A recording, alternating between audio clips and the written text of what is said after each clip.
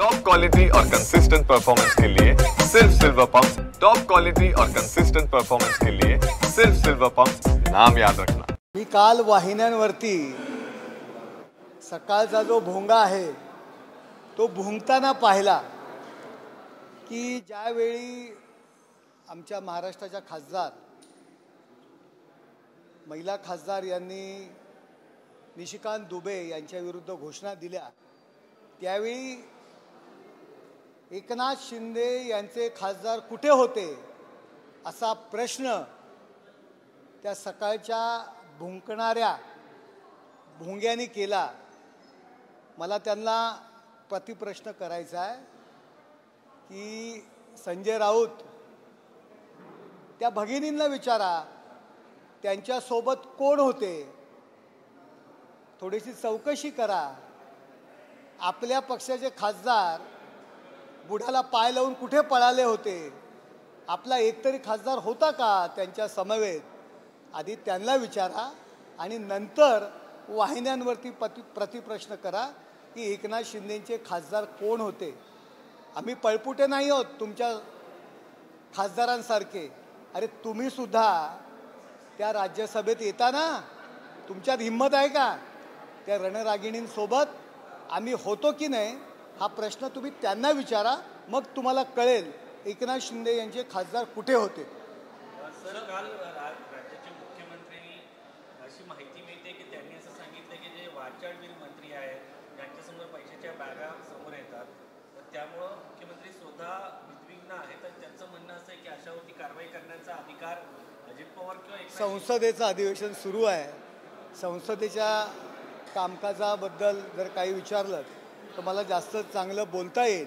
राज्यात कोण काय म्हणालं याबद्दल मला तरी कल्पना नाही। सर, खूप मोठा विषय सगळ्या टीव्ही स्क्रीनवरती आलेले आहे, कशा पद्धतीने त्यांच्यासमोर बॅगा पडलेल्या होत्या, पुत्र तिथे खेळते, या व्हिडिओबद्दल विचार। हे बघा, या संदर्भात जे काय आहे त्याचं स्पष्टीकरण संबंधित व्यक्तींनी केलेलं आहे, त्याबद्दल जास्त न बोलणे बरे।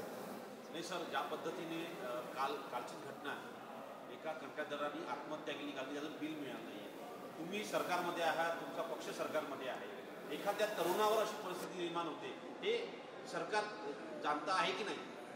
अत्यंत दुःखदायक ही घटना आहे।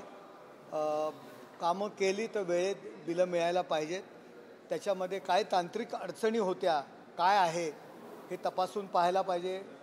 काल तसं स्पष्टीकरण पण झालेलं आहे की मूळ कंत्राटदार हा वेगळा आहे आणि हे सबलेट केलेलं काम असेल, परंतु काम पूर्ण झाल्यानंतरच त्या ठिकाणी बिलं अदा केली जातात।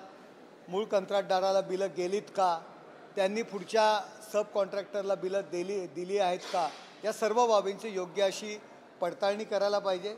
जर काम करत असू तर वर्षानुवर्ष बिलं थकणं हे चुकीचं आहे, परंतु सरकार ही बिलं अदा करत असतं, त्यामध्ये तांत्रिक काही अडचणी आहेत त्या तपासाव्या लागतात।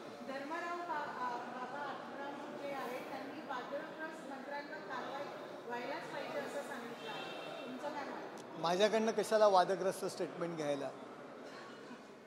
बरं सर, पुढे एक केतकी चित्रे आहेत, त्या पूर्ण वादात दिसले, मराठी न बोलता केतकी चितळे यांसारख्या व्यक्तींवर आपण जर आपल्या वाहिन्यांचा एवढा वेळ जर आपण खर्च करणार असू तर मला योग्य वाटत नाही। माध्यमांसमोर येण्याकरता अशा पद्धतीची वक्तव्य करणं ही योग्य नाही आणि त्यांना किती प्रसिद्धी देणं याबाबत सुद्धा वाहिन्यांनी विचार करावा लागेल।